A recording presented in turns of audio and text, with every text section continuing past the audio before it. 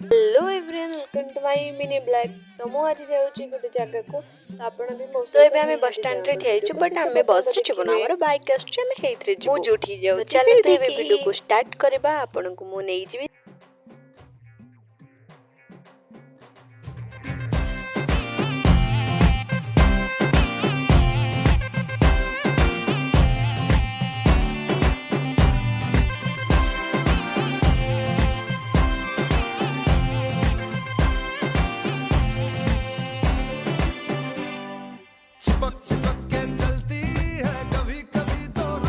तो फाइनली हमें से पहुंच गलु जोठी हमें जेबार थिला।